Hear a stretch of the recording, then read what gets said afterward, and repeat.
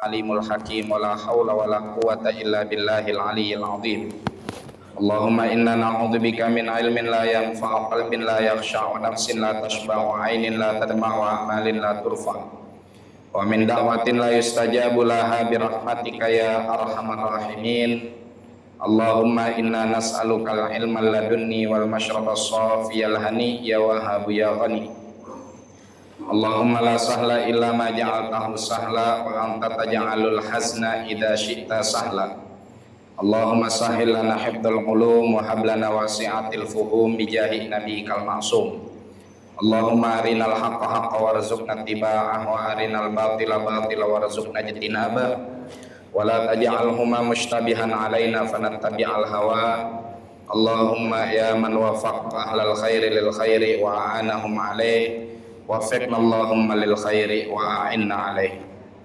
Ahbabul fadil jamaah kaum muslimin wal muslimat, as'adakumullah. Alhamdulillah atas segala karunia dan nikmat yang Allah anugerahkan kepada kita sehingga kita dapat kembali melanjutkan mudzakarah kita, taklim kita pada kitab Asy-Syama'il Al-Muhammadiyah, yang mana pembahasan kita masih tentang bentuk fisik baginda Nabi Muhammad sallallahu alaihi wa alihi wa sahbihi wasallam. Bismillahirrahmanirrahim. Qala al-musannif rahimahullahu ta'ala wa nafa'ana bihi wa bi ulumihi wa bi ulumi sa'iri salihin wa radiyallahu anhum wa anna bihim ila an qala kana Rasulullah sallallahu alaihi wasallam aflajat thaniyatain. Rasulullah sallallahu alaihi wa alihi wasallam memiliki gigi depan agak sedikit renggang. Idza takallama ri'a an-nuri yakhruju min baini sanaya. Apabila beliau berbicara, terlihat seakan-akan cahaya keluar dari kedua gigi depan Rasulullah. Wa kana sallallahu alaihi wasallam ahsanal bashari qadama. Dan Rasulullah sallallahu alaihi wa alihi wasallam adalah sosok yang memiliki kaki yang paling bagus. Wa an Maimunah binti Kardamin, dan dari Maimunah binti Kardam qalat, beliau menceritakan, ra'aitu Rasulullah sallallahu alaihi wasallam fama nasitu qula isba'i qadamihi as-sabbabati ala sa'iri asabi'i.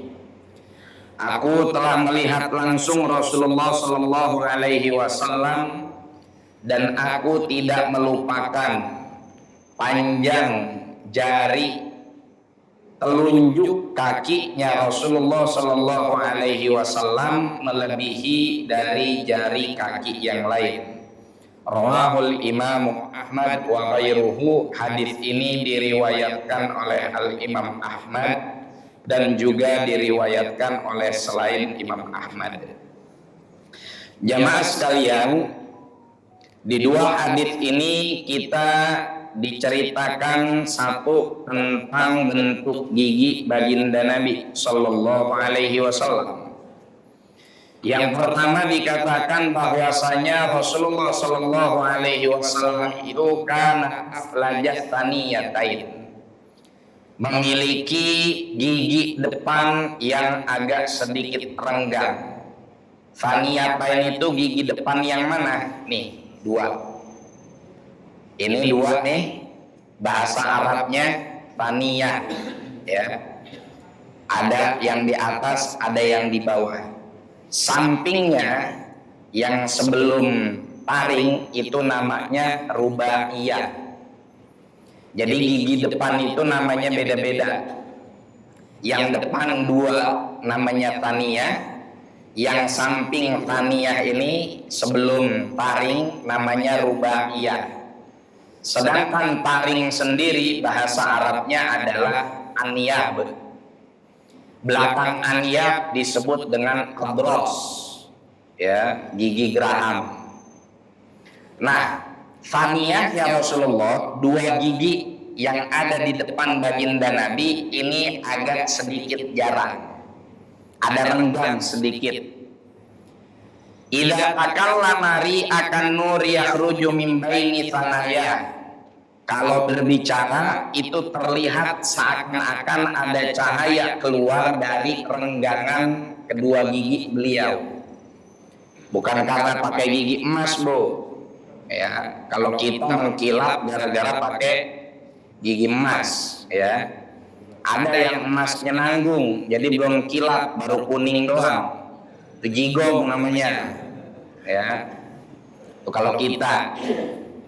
Tapi kalau Rasulullah Shallallahu Alaihi Wasallam keluarnya nih dari sela-selanya.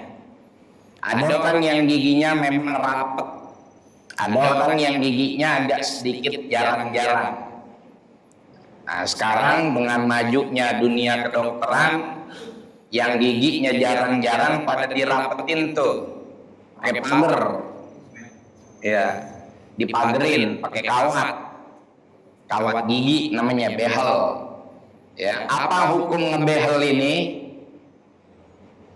Mayoritas ulama kontemporer memperbolehkan dengan catatan untuk merapikan apabila posisi gigi tersebut mengganggu atau ada faktor kesehatan.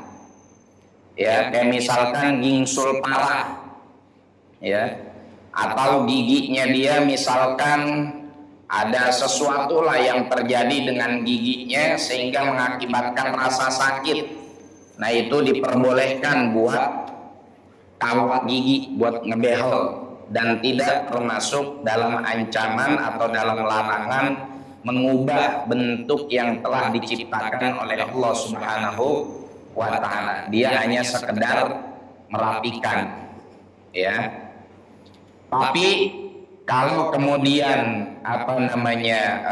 yang dilakukan adalah dengan tujuan hanya semata-mata azina, hanya semata-mata untuk menghias, apalagi sampai operasi plastik. Nah, ini banyak ulama yang mengharamkan, ya, banyak ulama yang mengharamkan. Bagaimana Ustaz kalau masang gigi palsu, ya? Masang gigi palsu untuk menempati bagian yang kosong nggak masalah, itu diperbolehkan, ya. Masang gigi palsu diperbolehkan, apalagi kalau gigi palsu yang dipasang itu karena yang masang pengen nikah, ya. Udah lamaran, naik motor jatuh musruk, giginya dua ompong. Ilokan pengantin baru senyum, giginya dua depan hilang. Nah, kesian lakinya, ya, kesian lakinya begitu salaman sama bininya, ya, yang kelihatan bukan cahaya, langsung lak-lakan,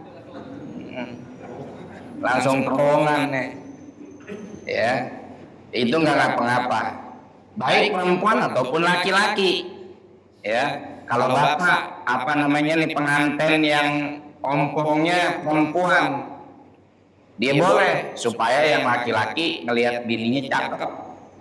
Sama yang laki-laki juga, ya, kalau dia ompong depannya pengen dipasang giginya biar bininya ngelihat lakinya ganteng, biar kalau kondangan kagak malu-maluin, ya itu pasang, ya, buat diperbolehkan untuk masang gigi.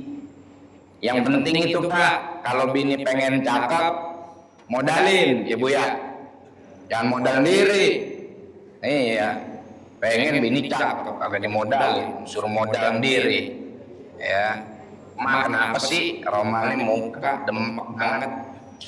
Ya Bapak keringin, ya, keringin tuh muka bini, jangan sampai demek, ya. Kusut banget sih mah muka, nih Papa kasih duit buat beli pelembab, buat beli pelembab, gitu. Tapi ibu catatannya satu, kalau udah dimodalin cakep sama suami, berarti yang nikmatin suami, bukan ente. Udah dibeliin bedak, dibeliin lipstik, dibeliin skincare, di rumah tampil demek, giliran depan RT kinclong. RT kagak modal apa-apa sih, bisa ngelihat cakepnya bini orang. Jangan. Justru kalau ketemu RT biar demek, ya, biar RT-nya nggak genit, biar RT-nya kagak genit. Ya, kalau ibunya tampilannya cakep, kinclong, ntar RT nyapa mulu. Ke rumah si Anu no, bininya cakep, numpang ngopi, ada aja alasannya. Ya nanya KIP lah, nanya bansos lah. Ya udah dicatat, masih nyatet lagi. Ada tuh RT yang begitu di belah sono, di belah sono, di Kronjo. Ya RT di Kronjo. Ya, tapi katanya dia diajarin sama RT sini.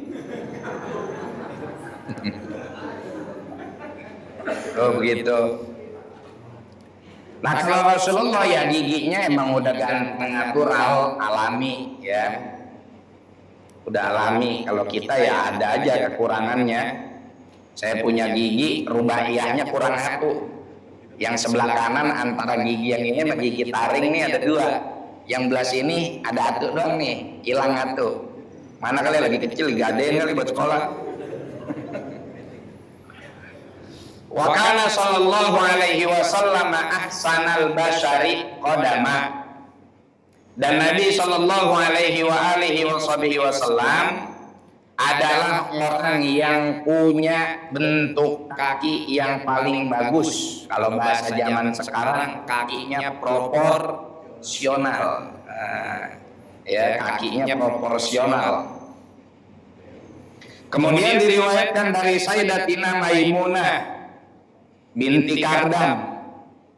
Ini adalah seorang sahabiyah, ya, seorang sahabiyah. Dia memang nggak lama ngalamin zaman Rasulullah Sallallahu Alaihi Wasallam, ya, karena Rasulullah wafat dia masih belum terlalu besar, masih belum terlalu dewasa. Sahabiyatun shaghiratun. Beliau punya beberapa riwayat hadis, ya, yang mana bahkan yang meriwayatkan hadis beliau ini kebanyakan dari penduduk Basrah, ya, karena memang beliau tidak begitu terkenal. Tapi di sini yang jadi catatan bagusnya, yang jadi catatan pentingnya apa? Sayyidatina Maimunah binti Kardam ini sedang mengingat ulang memori atau kenangan beliau waktu masih kanak-kanak saat berjumpa dengan baginda Nabi Muhammad Sallallahu Alaihi Wasallam. Kata beliau, nih saking detailnya nih, Ra'aitu Rasulullah Sallallahu Alaihi Wasallam. Saya pernah menyaksikan Rasulullah Sallallahu Alaihi Wasallam. Dan di momen di mana saya menyaksikan Rasulullah tersebut, fama nasitu tula isba'i qadamihi as-sababati ala sairi asabi'i. Bahkan saking saya terkesimanya, saya takjubnya dengan ketampanan beliau, saya sampai ingat kalau jari telunjuk bagian kakinya Nabi Shallallahu Alaihi Wasallam itu lebih panjang daripada jari yang lain. Oke, kalau jari tengah atau jari manis atau jari kelingking umumnya memang lebih pendek di kaki. Tapi jempol itu kadang-kadang sejajar. Ya, jari jempol sama jari telunjuk kaki itu kadang-kadang sejajar. Ada yang jempolnya rada lebih panjang, telunjuknya rada lebih pendek. Nah, coba lihat punya bapak-bapak, panjangan jempol atau panjangan telunjuk? Jempol. Ada yang panjangan jempol, ada yang panjangan telunjuk, ada yang sama, ya. Nah, ini Rasulullah Shallallahu Alaihi Wasallam telunjuk kakinya itu lebih panjang bahkan dari jempolnya. Nah, di sini yang pertama kita berterima kasih kepada Sayyidatina Maimunah binti Kardam karena dengan apa yang beliau riwayatkan kita jadi tahu bahkan ukuran telunjuk kaki baginda Nabi Shallallahu Alaihi Wasallam. Yang kedua, ini pelajaran buat kita Bapak Ibu sekalian. Nih Sayyidatina Maimunah ngelihat Rasulullah Shallallahu Alaihi Wasallam ketika beliau masih kanak-kanak. Artinya apa? Biasain anak-anak kita ngelihat muka orang-orang pilihan Allah. Ya. Biasain anak-anak kita ngeliatin muka para ulama, ngeliatin muka orang soleh, agar ketika mereka dewasa, memori yang tertanam di dalam dirinya dan terulang dari masa kecil yang terjadi itu adalah kenangan bersama orang-orang baik. Jangan anak kecil dibawanya ke pasar malam mulu. Udah gede keinget tanam dia cuma muka tukang odong-odong doang. Ya. Jangan anak kecil giliran kondangan ada dangdutnya dibawa, giliran ngaji kagak dibawa. Bawa tuh anak kecil ngaji. Ya. Terlepas nanti di tempat pengajian ya dijagain. Kalau memang mereka pengen main, kasih tempat main khusus. Ya. Kayak lagi acara maulid, acara Isra Mi'raj, anak kecil bawa, jangan pada dibiarin di rumah. Udah nyampe di tempat acara, kasih tempat khusus yang kalau mereka main nggak ngeganggu yang lain. Emang apa namanya tabiat mereka umur segitu demen main, ya. Jadi harus harus seimbang antara kita menghadirkan mereka ke majelis dengan tetap memberikan mereka fasilitas yang tidak menghilangkan masa kanak-kanak mereka. Artinya apa? Jangan dibiasain naruh anak kecil di depan panggung. Anak kecil di depan panggung, biarin Pak Ustadz, biar dia ngelihat ulama, biar dia ngelihat kiai, biar dia ngelihat orang soleh. Benar, tapi ngeganggu. Akhirnya ngaji enggak maksimal, kalah sama suara bocah bercanda. Ya, panggung di sini, taruh bocah meni di bagian dalam, ya. Biarin itu pada larian kayak ngapain kayak atau ditaruh di bagian samping. Yang penting dia udah ngelihat dulu. Karena kita nggak bisa untuk memaksakan mereka meninggalkan masa kanak-kanak mereka.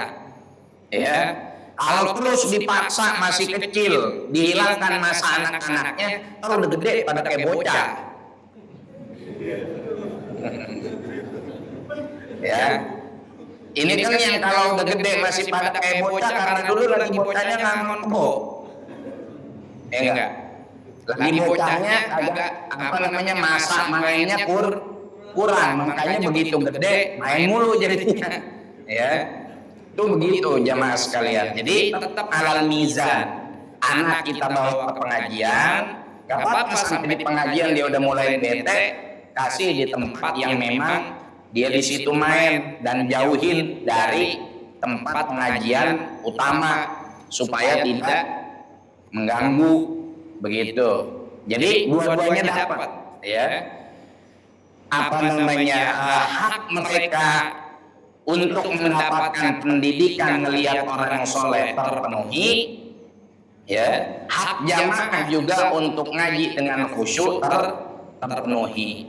Bukan kita nggak ngasih anak-anak ikut hadir pengajian. Kalau kita lagi mesen, ya sama panitia, tolong jangan taruh bocah di depan atau di samping panggung. Bukan kita enggak pengen mereka ikut ngaji, ya pengen. Cuman karena masa anak-anak, emang mau dimanain juga mau digebak, bagaimana juga ntar dia balik lagi, berisik lagi, bercanda lagi, maka kita kasih tempat khusus. Itu begitu, jangan dibiasain kalau bikin acara anak kecil pada bercanda di depan panggung. Kesian kiainya, kesian habibnya, kesian yang ngisi pengajiannya. Udah suara capek, ya enggak, bocah berisik, akhirnya enggak maksimal, enggak optimal, ya. Tapi memang kadang-kadang kayak begitu akal-akalan panitia sih. Ya mohon maaf, bocah kecil taruh depan biar dia pada berisik. Jadi orang tua bercandanya ketutupan sama bercandanya anak kecil. Lo pengen tunjuk-tunjukkan. Jadi bercandanya orang tua ketutupan sama bercandanya anak kecil. Kiai mah penceramah ngomelin aja tuh bocah yang ada di depan. Itu berisik amat sih. Ya. Kata bapak-bapaknya yang lagi bercanda dalam masjid tuh, kan gua kata juga apa? Kita menduduk dalam yang ngobrol kagak kedengeran. Jangan begitu, ya. Kesian orang kita undang dari mana-mana nyampe di tempat kita ngomong kagak ada yang ngedengerin. Kan capek, Pak. Kalau kita lagi ngisi pengajian, ya, kita lagi ngisi tausiah, tiba-tiba di depan tuh bercanda aja begitu berisik. Kita juga jadi nggak optimal ya menyampaikan materi begitu. Kita juga jadi nggak maksimal dalam menyampaikan isi dakwah kita. Ya kadang jamaah kemana, penceramah kemana. Ya penceramah lagi ngajaknya ke pasar Lembang, jamaah ngajak ke Pondok Kacang, lawan arah begitu. Jadi itu dihindari. Nah selebihnya biasain ngajak anak-anak silaturahim ke rumah orang-orang soleh, ke rumah orang-orang baik. Dibiasain dari masih dalam perut, ya, dari masih dalam perut. Udah gede, apa namanya udah lahir, kenalin langsung sama orang soleh dengan cara apa? Ditahnik. Tahu tahnik, Pak?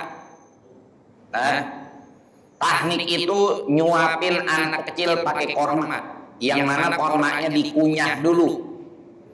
Yang ngerjain ulama, yang ngerjain orang soleh. Kita bawa ke rumah orang soleh. Assalamualaikum Pak Kiai, assalamualaikum ya Habib. Ini anak saya baru lahir 2 hari yang lalu. Ya biasanya tuh apa namanya hari lahiran atau nunggu besoknya tuh kita bawa. Ntar kita kasih tuh korma ke orang soleh tersebut, diambil dia kunyah-kunyah, bisa dikunyah-kunyah, nah diambil deh tuh bagian yang udah dikunyah dimasukin ke mulut si bayi, ya sambil ada wiridannya orang soleh mengerti wiridannya, itu begitu. Biar apa? Biar ludah dia masuk ke mulut anak kita, begitu, ya. Biar gedenya nular ludahnya ke ludah kita, nular isi mulutnya ke mulut anak kita. Apa isi mulutnya? Zikir, wirid, ngaji, itu begitu. Karena dulu mereka juga dapat itu dari gurunya, dari orang tuanya yang terus nyambung ke Nabi Muhammad Sallallahu Alaihi Wasallam. Ini agak jarang soalnya Pak di kampung kita masalah teknik nih. Kalau nyukur rambut, iya masih lumayan banyak. Ya, nyukur rambut, akikah masih lumayan banyak. Tapi kalau teknik ini sunnah yang terlangnya rada jarang dikerjain di kampung kita. Saya mohon maaf ya, sebelum saya ke Darul Mustafa, ya sebelum saya ke Tarif, itu belum pernah tuh melihat proses anak balita. Sayanya ya, bukan berarti saya belum melihat orang nggak ngerjain. Mungkin orang ngerjain, tapi nggak kayak kalau walimah. Kalau walimah kan emang sengaja ngundang biasanya. Ya, kalau walimah kan emang sengaja ngundang. Walimatul tasmiyah tuh, walimatul aqiqah emang biasanya ngundang, ya. Dan itu biasanya undangannya joknya ibu-ibu tuh. Kalau walimah akikah mah, ya akikahan sama ngasih nama itu biasanya yang diundang ibu-ibu. Kalau bapak-bapak ntar, ya rolahan sunatan atau kalau enggak nikahan. Tapi agak jarang, apa namanya, yang belum pernah saya ngelihat ada anak kecil di teknik secara langsung. Mungkin orang ngerjain ada, ya tapi apa namanya, karena memang bukan di momen acara, ya jadinya kita nggak ngelihat. Ya, begitu kita mondok, oh iya ada sunnah teknik namanya. Datengin tuh ke ulama, ke orang soleh, ya. Jangan bocah baru lahir udah dikasih pisang yang makan biduan. Oh, gedenya nyanyi dangdut mulu, ya. Atau yang ngunyah emaknya mulu, emaknya ngunyah dikasih ke anaknya, tanya emaknya tukang gosip. Udah anaknya gedenya sama, jadi tukang gosip, ya.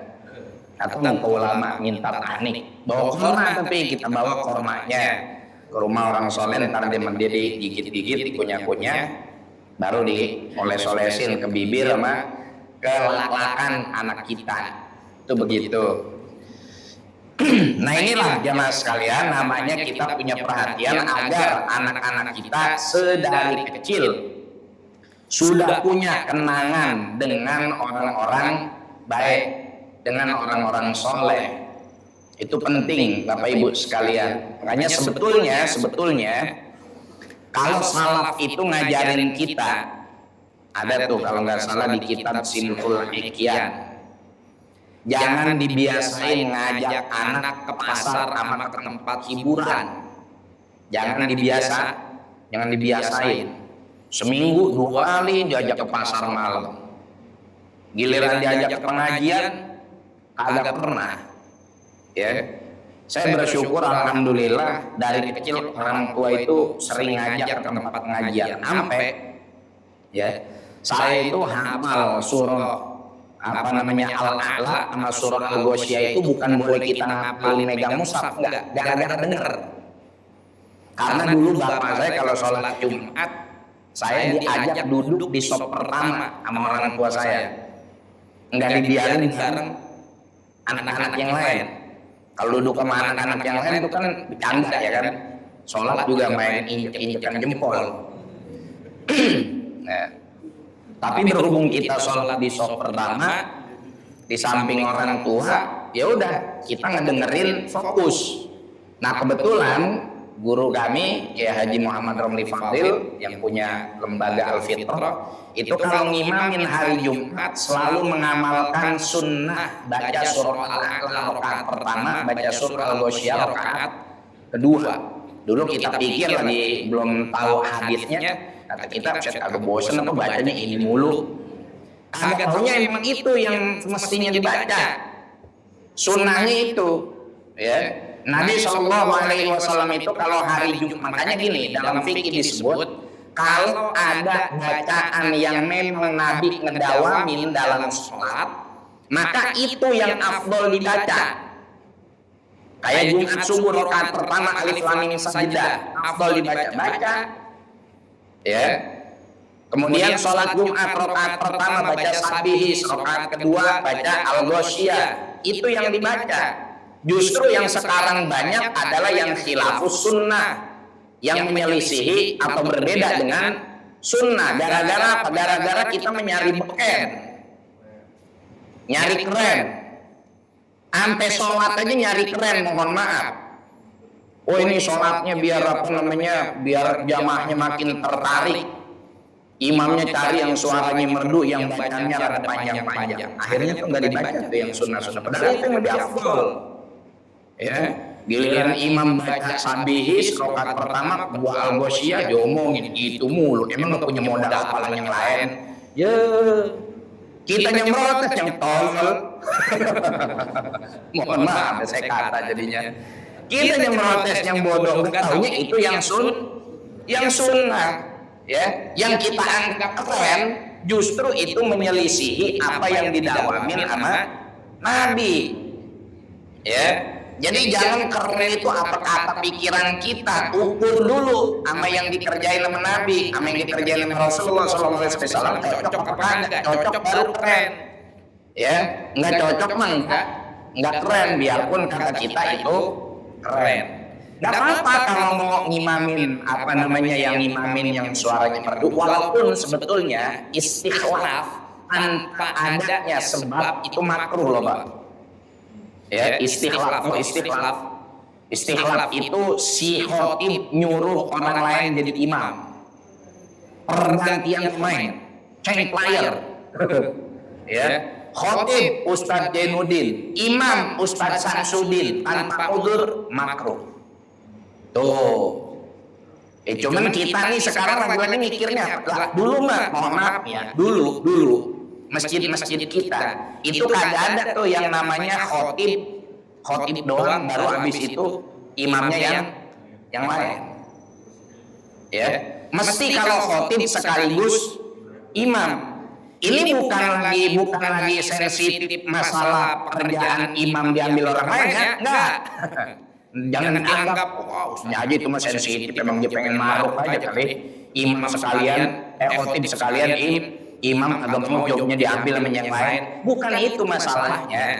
Emang fuqaha udah nyebut, ulama udah nyebut ngejelasin kalau tanpa udzur makruh. Ya, kecuali ada udzur. Dan istikhlaf itu nggak sembarangan, ada syarat-syaratnya. Ya, kayak si yang jadi imam, yang dijadiin khalifah bagi dari si khotib, dia kudu ngedenger semua rukun khutbah. Ya, kan apa namanya, di antara syarat atau di antara rukun khutbah itu adalah ismaul arba'in, dia mengeluarkan intonasi suara ketika rukun, ya, ketika rukun itu dia perdengarkan kepada minimal 40 orang mendengar. Baik apakah bil fi'il atau bis salahiyah, khilaf kalangan ulama. Apa artinya bil fi'il? Bil fi'il itu dia benar-benar mendengar. Bis salahiyah itu artinya sekiranya udah ngangkat suara segitu, ya, dia bakalan ngedengar walaupun enggak ngedengar beneran. Tapi untuk si khalifah, ya, ini ditekankan oleh para ulama agar yang menjadi khalifah itu betul-betul mendengar rukun-rukun yang disebut oleh si khatib. Ya, jadi kalau khalifahnya ngantuk tidur dia kagak ngedengar, gimana tuh Jumatnya? Repot. Ya, sedangkan nggak ada udzur. Ya, sama dalam hal sholat Id juga demikian. Bukan kita kemaruk sama kerjaan jadi khatib pengen juga sekaligus imam, bukan itu masalahnya. Kita cuma ingin menghindari apa yang disebut oleh syariat sebagai sebuah kemakruhan, terutama kalau tanpa sebab. Oh Ustaz, ini sebabnya nanti apa namanya kita bikin begini karena khawatir ada madorot. Apa madorotnya? Ribut antar ustaz karena nggak kebagian jadwal ngimamin. Aduh, kalau itu ya udah dah, angkat tangan dah, ya. Urusan begitu aja pakai ribut, urusan nggak dapat jadwal pakai ribut. Itu begitu Bapak Ibu sekalian, ya. Hal yang harus kita perhatikan, ya. Apa nih yang ngebawa-bawa kita ke sini nih? Keurusan ngimamin ini. Itu tadi gara-gara baca Sabbihis dan Al-Ghoshiyah, ya. Jadi kita dibawa sama orang tua kita sampai akhirnya alhamdulillah karena sering ngedengar setiap minggu itu kiai kita, ya, Kiai Haji Romli Fadil itu membaca itu, ya akhirnya lama-lama kita hafal, cuman gara-gara ngedengar begitu, cuman gara-gara ngedengar. Jadi memang banyak momen kenangan masa kecil kita, ya, adanya di majelis taklim, adanya di pengajian. Sampai saya kaget tuh kemarin ada orang ngirimin foto di salah satu grup di WA kita, ngirim foto kenangan tahun 95 apa 94, ya, enggak, sekitar 97-an lah, ya, 97-an sebelum Krismon, sebelum kerusuhan, rapat panitia penyelenggaraan Maulid Nabi Masjid Al-Fitrah. Orang tua semua, saya doang anak kecil sendiri. Ya, kita doang anak kecil sendiri ngikut di situ karena diajak sama orang tua. Ya, tapi kita juga kalau diajak anteng. Begitu. Nah, itulah kenang-kenangan indah tersebut yang membuat diri kita merasa bersyukur ketika udah besar. Alhamdulillah, dari kecil kita dibawanya ketemu ulama, dibawa ketemu orang soleh, dibawa ziarah, dibawa hadir majelis taklim, dibawa hadir majelis ilmu, itu begitu, ya. Wahakada. Kemudian yang selanjutnya, wa kana sallallahu alaihi wasallam fi saqaihi humusyatun, wa makna al-hamusyati ad-diqqatu wa hiya mahmudatun fis saqain. Kemudian dijelaskan bahwa Nabi Shallallahu Alaihi Wasallam itu di kakinya, kalau disebut kodam nih yang ini nih Pak nih, ya,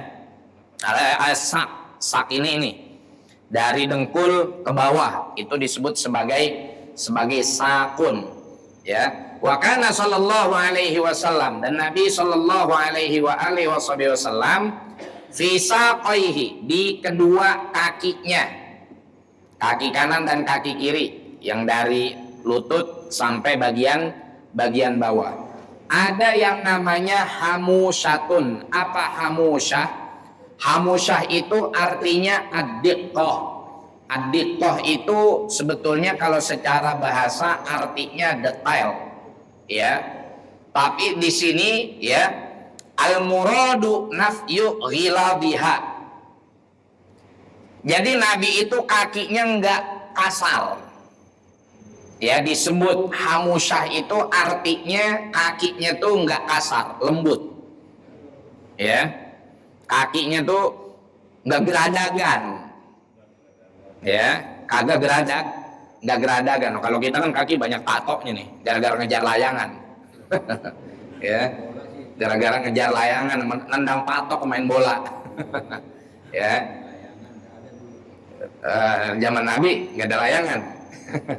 Ya, sekarang udah susah ketemu layangan. Kalau zaman dulu iya, yang bikin kaki kita pada hancur, bokar bakar ya gitu, gara-gara main layangan. Makanya gampang kalau kita musim layangan itu apa tandanya? Kabel sutet kotor, banyak layangan nyangkut, sama itu bocah sekolah banyaknya pakai sendal, jempolnya diperban. Gara-gara kena kulit kiong, ya kan. Orang kalau udah ngejar layangan larinya nggak ngelihat ke bawah, larinya ngelihat ke atas, tahu-tahu gelap aja, gelap. Pas kita bangun udah belepotan lumpur, nanti masuk kobakan kebo, ya begitulah zaman kecil dulu. Mana kadang-kadang orang baru nandur doang menanam kangkung baru muncul mentik-mentik doang, diinjak sama bocah kecil main layangan. Ya, tapi masa-masa itu sekarang udah nggak ada. Sekarang orang kalau main layangan bukan nyebur kobakan kebo, Pak, nabrak tembok kontrakan. Ya, udah nggak ada tempat larinya, ya. Udah kebanyakan bangunan. Wa kana Rasulullah sallallahu alaihi wasallam yamshi ka'annama yataqallau min sakhrin. Nabi sallallahu alaihi wasallam kalau jalan itu seakan-akan ngangkat kakinya dari jebakan batu besar. Wa yanhadiru min sobabin, dan seakan-akan turun dari tebing. Yaqtu takaffiya, melangkahnya Nabi Shallallahu Alaihi Wasallam itu dengan langkahan yang jejak, ya. Wayamshil huwaina bi ghairi tabakhturin. Nabi juga jalannya itu tenang tanpa ada kesan kesombongan.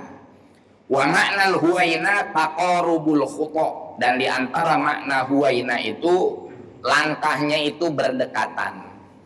Nah, jalannya Nabi Shallallahu Alaihi Wasallam, ya, itu sangat berwibawa, dan kewibawaannya bukan karena gaya jalannya yang sengak. Ya, kadang kan ada orang yang gaya jalannya sengak. Ada yang sengaknya emang dibuat-buat dalam artian ya dia punya sifat sombong. Ada yang emang ya bentuk postur tubuhnya kayak begitu, jadi kelihatannya jalannya sengak. Sebetulnya orangnya tawadhu, ya, orangnya merendah hati, cuman jalannya nyolotin kan. Ya kalau udah kayak begitu mah ya kagak ngapa-ngapa, emang udah dari sononya, mau bagaimana lagi. Yang penting perilakunya dia tidak sombong, ya, perilaku dia tidak sombong begitu.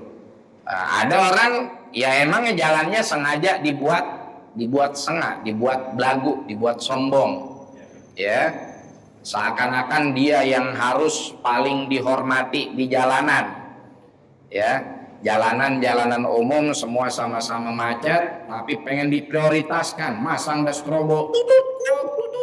Nah, pas kita lihat di spion, kirain Land Cruiser, katanya Sigra.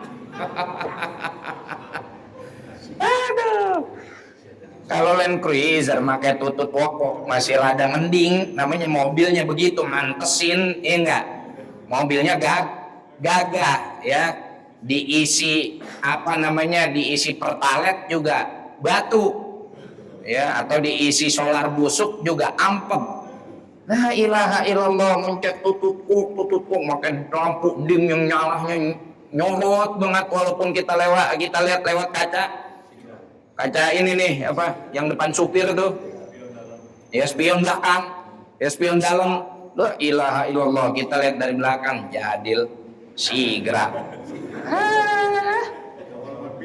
dikawal mepit lagi ya, bener tuh ya, bener dikawal mepit. Mending beatnya beat natural, beat modif ya, beatnya modifnya kayak modif motor trail. Pakai ban yang apa namanya, ban trail, terus spakbor apa namanya, shock breakernya ditinggiin, dikasih lampu, aduh, geli ngeliatnya ya. Tutut toko udah kayak pejabat, giliran masuk pom bensin ngeluarin barcode ya. Lagunya masih miskin aja sombong. Itu juga mobil nunggak 4 bulan kayaknya mah, platnya diganti biar gak ketahuan matel. Jadi ngapain kita apa namanya arogan seperti itu di jalanan ya? Gak usah arogan ya, gak usah arogan ya. Kalau tamu negara masih kita maklumin, tapi kalau orang nggak punya kepentingan yang urgent atau apa, ngapain hal kayak begitu mesti dilakukan. Makanya guru-guru kita paling kagak demen dipatwal-patwalin ya. Patwal apalagi patwalnya patwal swasta begitu ya. Kalau patwal yang memang acara apa namanya resmi berizin ya masih mau diterima kadang, tapi kalau patwalnya patwal swasta, apalagi tadi pakainya beat ya bukan karena ngelihat beatnya ya. Semua orang punya hak yang sama untuk berada di jalan, toh bukan sesuatu yang original. Kalau emang pengen kagak ketinggalan ya datang dari tadian begitu, jangan telat ya, udah resiko ya.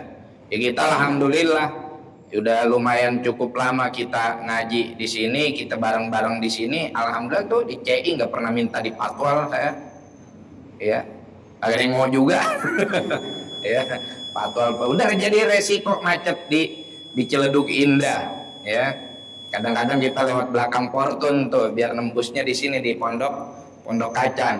Nah begitu pas pertigaan yang kalau ke kiri ke Pasar Lembang, kanan ke Pondok Kacang, apa namanya Samprogan, ya udah sama aja macet juga ya. Ya udah resiko. Udah resiko. Kalau pengen tepat waktu, pengen nggak kena macet, solusinya dua ya. Satu di antara dua ya. Yang pertama ya kita datang rada siang-siangan. Yang kedua beli sayap terbang ya. Wallahu a'lam bishawab. Jadi penting ya untuk kemudian apa namanya memperbaiki sikap kita di perjalanan ya. Wa ibadur rahmanil ladina yamshuna 'alal ardi hauna.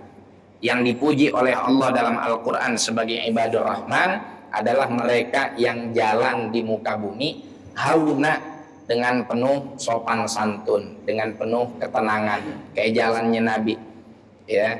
Enggak selalu ingin diprioritaskan ya, enggak selalu ingin jadi yang terdepan ya. Semua orang punya hak yang sama di perjalanan. Makanya ada buktorik itu penting ya, karena jalanan ini kan apa ya, salah satu tempat yang paling apa namanya berpotensi memicu konflik ya, memicu pertengkaran dan pertikaian gitu. Makanya perlu banyak-banyak ngademin hati kalau lagi di jalan, banyakin sholawat, banyakin istighfar ya. Ada aja kadang kita hati-hati aja masih diomelin Pak, masih disuzonin sama orang ya. Kita nih naik mobil, sebelah sini ada motor, di sebelah kiri kita ada motor nyelip langsung dari belakang. Kita nih hati-hati biar kagak nyenggol dia. Maksudnya mah Sama dia masih dinyinyirin,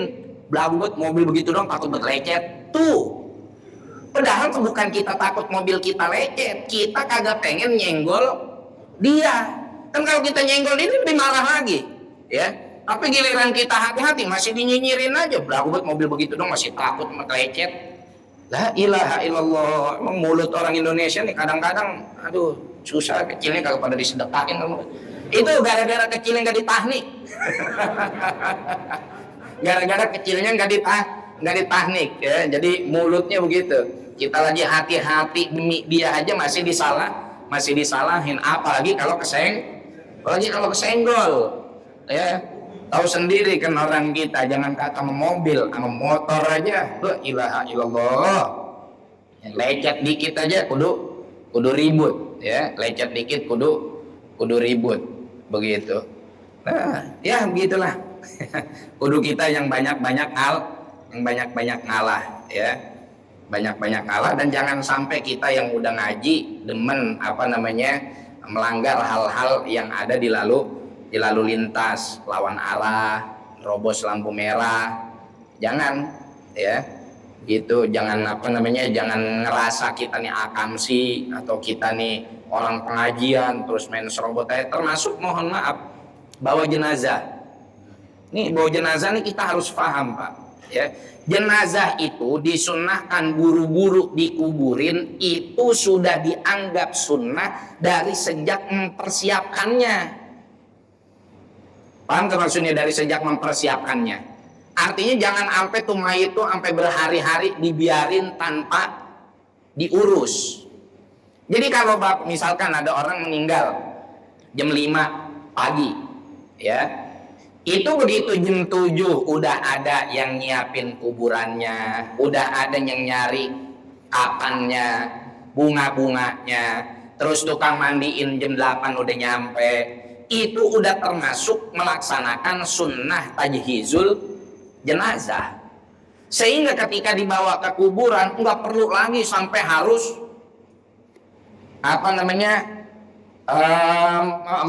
mengacaukan hak jalan orang lain.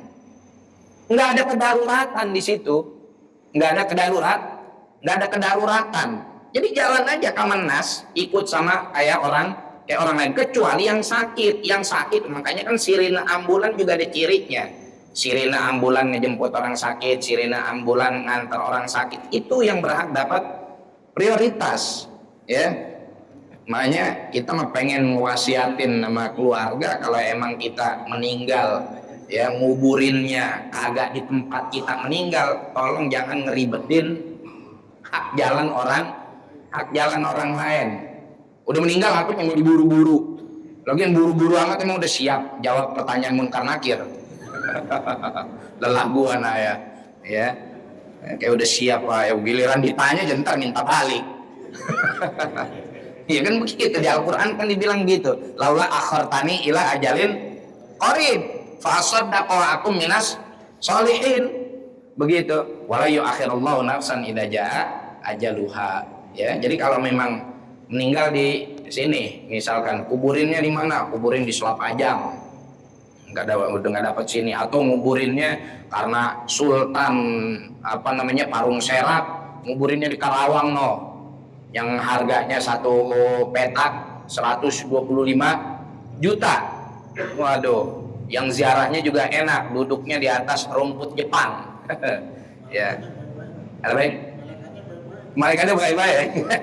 Ya, kalau yang nguburinnya di pekuburan kampung kan duduknya di atas nisan, ya. Karena duduk di atas tanah ntar kemasukan cacing kremi. Ya, akhirnya nerobos lampu merah, nggak usah, ya. Jadi kita jangan jadi ahli waris yang nyakitin jenazah gara-gara kita nyakitin orang lain. Pesen, kita bikin wasiat sama keluarga kita, kalau emang saya meninggal nguburinnya rada jauh, tolong jangan ganggu hak jalan orang lain, biarin aja kalem. Apalagi sampai motor masuk ke jalan tol, kayak apa itu begitu, nggak usah, ya. Mau kita ngikutin nguburin kiai kek, nguburin habaib kek, nguburin orang soleh kek, wayaknya kita beretika di jalan, harus beretika di jalan. Itu begitu. Fatihah bil qabul wal iqbal wassalahi kulil ahwal hadrati sayyidina Rasulillah sallallahu alaihi wa alihi wasallam maula Bilal al-badril mutalal Allah ta'ala yaftahu alaina futuhal arifin wa yarzuqna kamal al-ikhlas wa lakin tabbit aqdamana ala qadamil habibil amin yaqdilana jamil hajat wa yakfilana jamil muhimmat wa yakfirana kulla dunub wa yasurana kullal uyub wa yakshif anna kullal kurub wa yamla bi barakati wa katratil amwali kullal juyub ala hadhihi niyyah wa ala kulli niyatin salihah wa ila hadratin Nabi Muhammad sallallahu alaihi wa alihi wasallam bisiril Fatihah. A'udzu billahi minasyaitonir rajim. Bismillahirrahmanirrahim. Alhamdulillahi rabbil alamin arrahmanir rahim maliki yaumiddin. Iyyaka na'budu wa iyyaka nasta'in ihdinas shiratal mustaqim. Shiratal ladzina an'amta 'alaihim ghairil maghdubi 'alaihim waladdallin. Amin. Subhanakallahumma bihamdika asyhadu an la ilaha illa anta astaghfiruka wa atubu ilaik. Wa minkum assalamualaikum warahmatullahi wabarakatuh.